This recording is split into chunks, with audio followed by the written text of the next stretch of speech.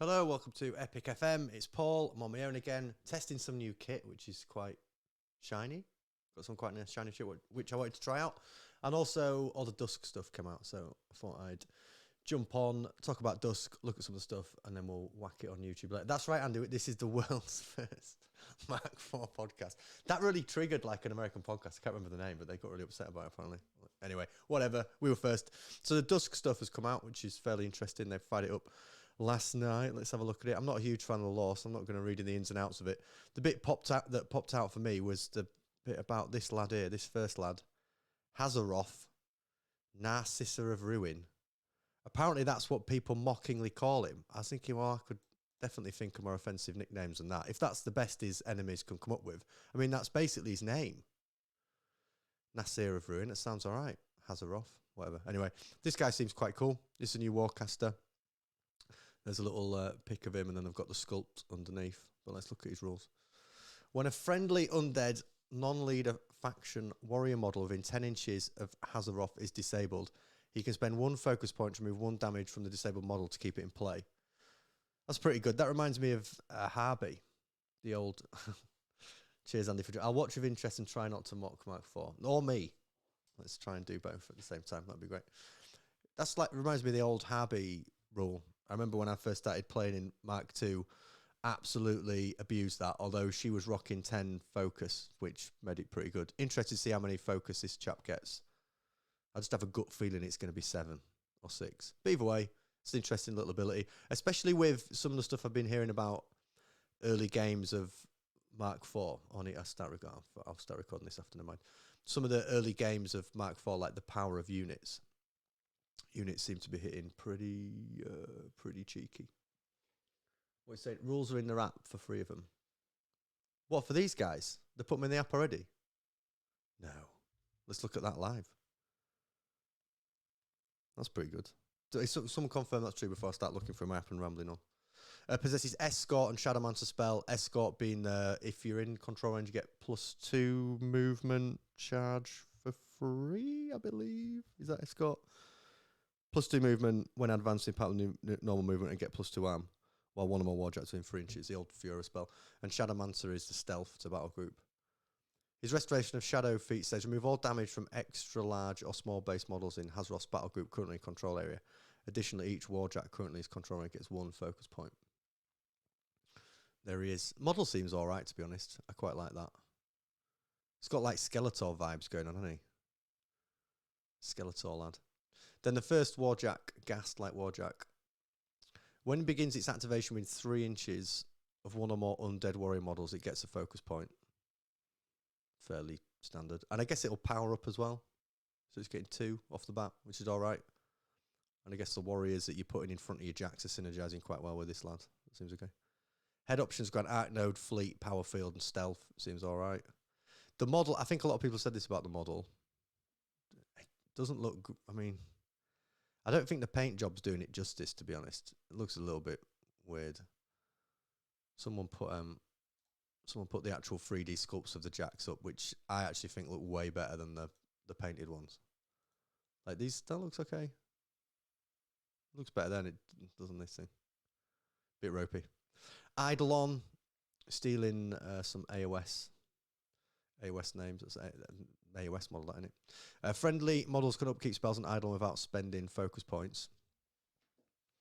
Seems alright. Head options grant Arc Node, Flight, Force Barrier, and Future Sight special rules. Again, the model. Yeah. Still not sure about that paint scheme.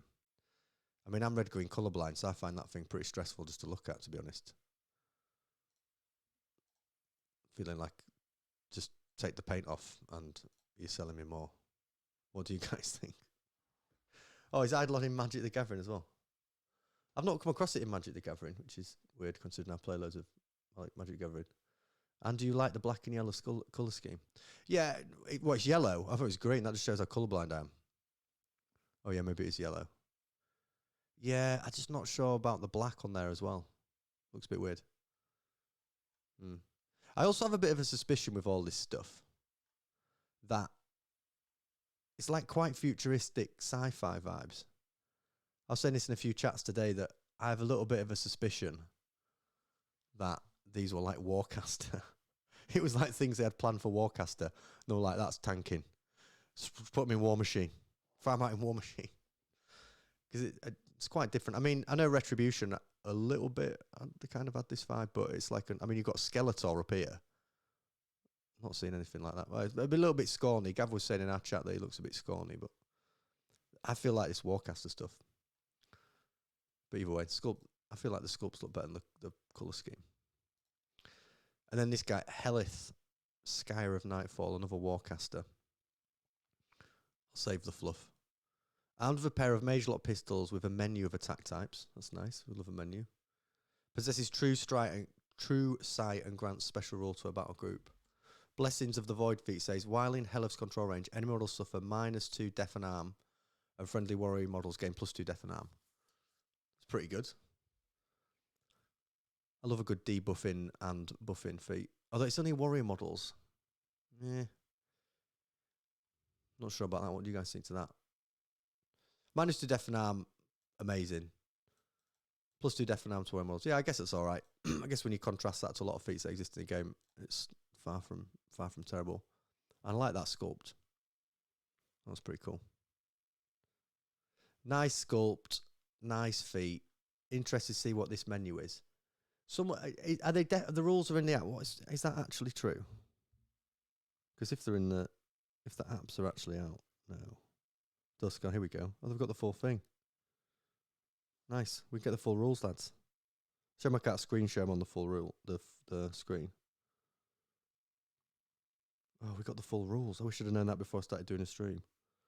Escort Shadowmancer, feat, remove all damage. It's got so this lad, let's go back up to him. Now I've got him out in front of me, I can go in more detail. Hazaroth, when this is his weapon. When this weapon boxes a living or undead non-leader enemy warrior model, you can immediately take control of the enemy model and make a full advance with it, followed by a basic melee attack. Then the box model is destroyed and moved from play. Yeah. I mean, fine. If he's in combat, then he's not messing around, is he? Was I right? Is Focus 7 or whatever it is now, Arcane 7, I was right. Invocation of Dust, that's the one I've read out. He's got Overtake and he's got Vampiric. When this model destroys a living or undead model with a melee or range attack, immediate after attack is resolved, this model can remove D3 damage points. So this could get stuck in. Arm 17, Def 14, Arm 17. Feels alright. Arcane 7, control range of 12. The feat seems okay. Escort and Shadowmancer. Meh. Gast is the Jack. What was this lad want it? Let's get him up. Where's Gast gone? There he is. Speed 6, Mat 6, Rat 6, Def 12, Arm 16. Audi Ready's rule out. Arc Node, Fleet, which is a +2 speed, Power Field, Stealth. Right arm, he's got a Blaster Fist. Blaster Fist. Immediately after basic attack with this weapon is resolved during this model's combat action, the enemy model hit can be pushed 1 inch directly away from the attacking model. Power 12. Seems alright, I guess. He's got a Chain Blade. I don't know how I feel about all the crit. Andy, you'll like these. With your dice. All the crit effects. Damage exceeding the... Oh, it's not even a crit effect. Damage exceeding the arm of the model hit is doubled. A model disabled by this attack cannot make a tough roll. At power 10. It's alright. It's got set defense on the halberd, +2 charge attack rolls, power 13. Heavy blade fist, power 14, powerful attack. What are you lads saying in the chat? Let me move in on this. Oh, there's not got the spell rack's not there. Okay, fine. So they've spoiled the models, but they've not put the spell rack in. So it's a little bit limited as to knowing the full picture. Halberd's power 13. He's got a heavy blade fist, which is power 14. Left arm he can get a shield, a drag gun. Seems all right. It seems okay. You love the crit thing as much as a win over Liverpool Anfield, mate. That changed my life, that win. It changed everything. Yeah, the crit, I was chatting about this with some of the flail guys. I think we weren't sure before about the crit effects and how that was going to affect. We didn't like the kind of swingy randomness of it. That Jack seems all right. Helith. Let's see what these actual gun effects are then. Where's this girl? Here she is. She models in the battle group game True Sight. We've seen that. Ignores cloud effects when determining LOS. Fine. Vampiric. Same thing as the other lad. Destroy a living or undead model with a melee attack. Can remove D3 damage points. So the Mage Lock pistol, it's got Dispel. I always love that. Love a caster having that. Boost a shot. Knock off an upkeep or an anime or a spell on something is great. Grievous Wounds. Also love that. And Phantom Seeker. Ignore LOS, concealment and cover. Nice little utility on that pistol. Knocking off spells, Grievous Wounds is pretty good. I like that. When attack this weapon hits, the model can suffer 1 damage point to gain additional die on the damage roll. This pistol's great. Oh, cheers, mate. Nice to have you in the chat. Appreciate you. That pistol's amazing. Dispel, Grievous Wounds, Phantom Seeker. I mean, it's only rate of fire. Oh, well, I've got 2. They've got 2, and both are rate of fire 1. What's the arcane on this lady? I'm assuming it's a lady. Not checked the pronouns before I've done the cast, but we can get back to us. Arcane 6, control 12. I do like that pistol, guys and girls and everybody else. Blades, 2 blades at power 10. Defeat while in Helif's control range. Any models suffer -2 death and arm and friendly. Yeah, we've been through that. And then she's got Abdomission and Fire Group. I'm liking this a lot more than the other chap. I'm really liking that pistol. I don't know about you, but the utility on the pistol is great. And I like that. I'm like, the more I read the feat, the more I'm liking the feat, because it's just all, like, even if the feat was just while in control range, any model suffer -2 death and arm, solid. I'll take that. But the fact she's then chucking out +2 death and arm to warrior models is pretty good. Have they spoiled any of the warrior models though? No. Shame. What you guys say in the chat? What you say? Can't believe it's not just Kalissa 2. What do you mean? What, that has those? Eyeless, Dispel, Grievous, decent. I agree. Oh, has she got the same things? She got the same abilities, or are you just saying you can't believe it's not just her? I have to explain. If that's a reference to any of the fluff or the lore, then you know I'm going to struggle with that, guys. That's not my vibe. I like the model of this. I like this one a lot. I'd buy this. I like her rules. I like her feet. I love the utility of the gun. Real nice. Still not sure about these. I'm not agreeing with you, Andy, about the colour scheme of these things. I reckon if they're painted up a bit different, then maybe. But I'm really not sure about the colour scheme. Am I right in thinking as well from a post that I'd read that these wouldn't come out till April? Well, I know they're bringing a battle box out, but the full lot till April. Then we got this person, Tyrus Necessary of Spiders. There's a bit of fluff there. No thanks. But this is the Arcane Vortex special rule. That's spend a focus, negate a spell within 3 inches, I believe. Can cast any of his spells after destroying a warrior model with his necromantic blade. Fine. His invocation of Shadow Feet says, immediately place Tyrus and friendly models currently in his control range anywhere completely within 2 inches of their current locations. Additionally, Tyrus and models/units activating his control range gain Ghostly. Innovation of Shadow lasts for 1 turn. Yeah. I guess there's an I mean, it's hard looking at things without any context, right? But I guess 2-inch places when you've got to look like he's clearly a bit of a melee boy. Maybe some interesting stuff you could do with the units. And I think Ghostly seems pretty good. Let's have a look at his sculpts. It's all right. I always like a good little flowing cape. Model looks cool. Soulless. Here we go. What do these guys do? Dreadless Slayers, heavy infantry unit. Nice little. I like the sculpts. I like these. It's just the jacks that I'm a bit unsure about. Each trooper has 5 damage boxes, possessing the undead and tough advantages. When a Dreadguard Slayer destroys a living or undead model with a melee or range attack, immediately after attack is resolved, it can remove D3 damage points. It's like my boys, my Legion Ogre boys. Their magical axes have the crit decap special rule. Is crit decap an extra dice? Or is it the half? Help us out. Chat, help us out. I've got many good rules people in the chat. Help us out. What's crit decap again? Ghostly's now super good. Yeah, I guess that's avoiding the free strikes, right? So if you try and leave, I mean, I'm having my first game tonight. Actually, after this, I'm going straight down to Dice Saloon in Brighton to have my first games, and I'm taking all infantry lists just because I want to. Well, pretty much all infantry lists. 'Cause I want to try out these new infantry rules. I'm just like going to double down on my worries about the units and just take loads of units. But yeah, it does seem that if you can get a way of charging out of melee and maintaining your melee attack, not losing it's pretty good. So the unstoppable rule seems pretty strong, and yeah, Ghostly I guess does the same thing. Does it? Maybe it doesn't. I don't know. I'll tell you tonight. Dreadguard archers, heavy infantry, 5 damage boxes, undead and tough advantages. When they destroy a living or undead model with a melee or ranged attack, immediately after attack is resolved, it can remove D3 damage points. Same again. Arm with a magical bow on a menu of attack types. Ghost lets you go through models as well now. Oh, right, okay. Crit decap is double damage exceeding armor. Thanks. What would I do without you guys? And Ghostly lets you go through models as well. Yeah, that's pretty good. That's strong. That's a nice little feat. These guys, 2-inch place and then coming flying through with crit decap. Seems good. If you can get them to 3...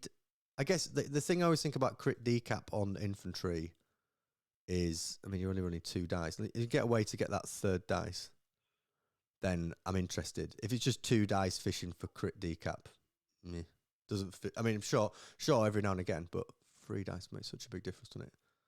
These models are cool. I like them. I like utility, so having a bow with different attack types is pretty good. If it's anything like the menu on her gun, then count me in. And what else we got? Seeker Warden, light infantry command attachment. Battle wizards with a menu of spells. They like menus, don't they, this lot? So it's like a menu faction. All got menus and options. Possessor granted inspiration special rule, which gives the models in the unit +1 to their attacks.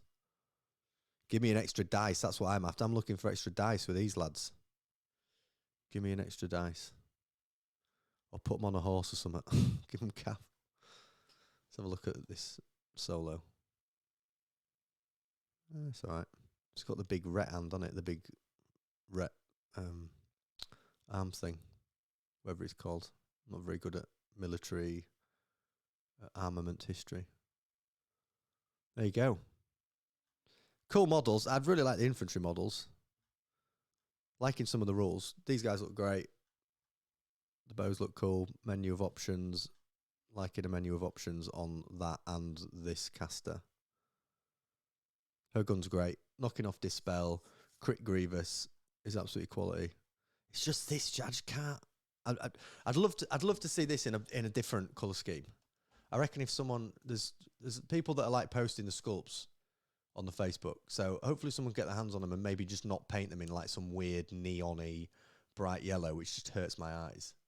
It's just too much. What is that? Held a message for sex-based terms. I'm going to allow it because it's clearly absolutely fine. I permitted the term fisting. Oh my God. You've set off the Twitch moderation chat with the word fisted. Yeah, this just the Jack's a bit. Yeah, but I think if that was painted a bit different, fine. The legs are a bit weird. They're like little weird deer type legs that go about. This is a bit weird, isn't it? But this guy's great. Some of the rules look pretty cool. I have a feeling that Dusk might be tickling my interest. The only bit is a bit disappointing is it's going to be like April next year before we can really get our hands on them and really get into it. But also, time flies and all that. Things are going pretty quick. But let us know what you think. Cheers for people that have jumped in the chat to let me bumble my way through looking at these for the first time. Next time I'll probably read it before just going in blind on something. But I appreciate you jumping on. And let us know in the comments and what you think to these Dusk guys. And also just generally how people have been finding the game so far. I'm getting my first game in tonight. Like I said, I'm doubling down on infantry. I'm taking loads of infantry because everything looks great other than some of the weird and wonderful movement shenanigans. I've seen images of a game where Nayslayers were just flying all over the board, wiping beasts out instantly, and they were ending up like naysayers that were like 16, 17 inches away that couldn't see a model ended up basically charging a model. They were just so far away from, had zero line of sight. It was like in a wood or behind a wood. And yeah, so the infantry thing seems a bit of getting used to. So I'm going to go all out on the infantry and try that. But if you give me these infantry lads, I'll be pretty happy because the sculpts look cool and models are certainly pretty interesting.